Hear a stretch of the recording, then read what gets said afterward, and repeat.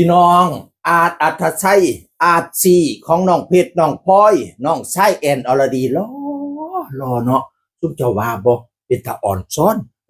อุ้ยใส่สุดเพชรกันปันเทพพระบุตรเทพดาใส่สุดธรรมดากับขาวอ่อนร้อนเขาปันไข่ปอกเขาปันดอกไฟเขาปันลูกจิกเป็นที่หมายตามองของสาวๆหลายผู้หลายคนพี่น้องจับจ้องว่าอาร์ตอัธชัยจะได้คู่กับผู้ใดเนาะดิอุ้ยแต่คือสิบ่ได้ง่ายหรอก คือสิเป็นโสดพี่น้องเอ๋ยเพราะว่ามีคำสั่งมาแล้วเมื่อนั้นนางโลดไปกับน้องเพชรน้องพลอยกับแม่เต้นใจเกินแสนถามน้องเพชรว่าน้องเพชรให้อาร์ซี่มีแฟนไหมว่าฉันว่าน้องเพชรว่าไม่ได้ให้รักเพชรคนเดียวว่าฉันว่า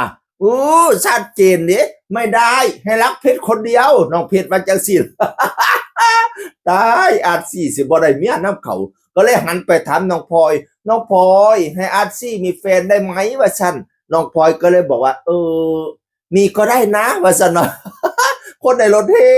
พากันดีใจน้องพลอยว่ามีก็ได้นะวะฉันข้าเจ้าดีใจแม่แตนก็ดีใจเฮ่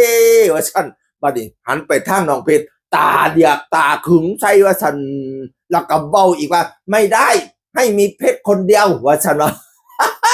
สรุปแล้วโอ้ยคือสิบ่ได้เมียน้ำเขาดอกเด้ออาจสิเอ้ยอาจอัตไส้ใจเกินร้อยพี่น้องเอ้ยเป็นคำสั่งจากน้องเพชรไม่ได้ให้มีน้องเพชรคนเดียวหลานหักหลานแพงพี่น้องเอ้ย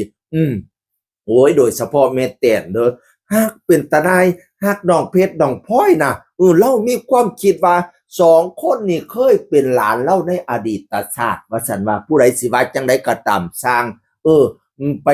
ยืมทองผู้อื่นเกิดซื่อๆน้องพลอยนั่นคือแอนน้องเพชรนั่นคือพ่อบ่อยพนาวาละวาน่ะนะ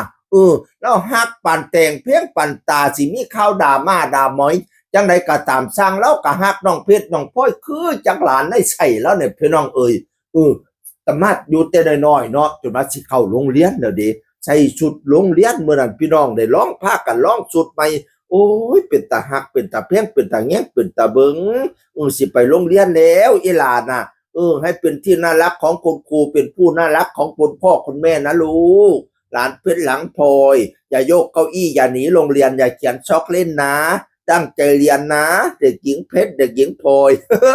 พ่อบ่อยแม่แอนก็อุ้ยอ่อนซ่อนลูกเป็นตานายพี่น้องเอ่ยตอนเมื่อร้องสุดเนาะก็มีเขียนคอมเมนต์มีFCเขียนคอมเมนต์ว่าควรซักก่อนให้น้องใส่จะดีนะคะและเอาได้ที่ชายกระโปรงออกด้วยว่าสันว่าบ่อยสิริชัยก็เลยมาตอบว่ายังไม่ได้ไปวันนี้จ้าเพิ่งได้ชุดมาก็ให้น้องลองใส่ถ้าวันใส่ไปโรงเรียนจริงก็จะซักจะรีดก่อนจ้าเคยไปโรงเรียนอยู่มีลูกมาหลายคนแล้วครับว่าสันว่าข้าเจ้าร้องสุดข้าเจ้าร้องสุดอีเมได้สุดมากก็เลยเอาสุดให้ลูกให้เต้าร้องว่ามันพอดีบ่พอดีเขาก็สิไปซักไปรีดไปดูความเรียบร้อยอะไรทำไมอยู่ เป็นชั้นพี่น้องเอ๋ยเบาเลี้ยงน้องเพชรน้องพลอยก็เลยมาฮอดอาร์ซีเลยมาฮอดพ่อบ่อยแม่แอนแม่ยายแตนพร้อมทุกผู้ทุกคนให้แวดวงน้องเพชรน้องพลอยโอ้ยดังเป็นตาหนายเด้ออันคลิปน้องเพชรน้องพลอยของแม่แตนใจเกินแสนโอ้ยคนเบิ่งแตกล้านพี่น้องเอ๋ยนั่นละเสียงคือคนเก่าสู่ฟังสวัสดีครับสวัสดีครับ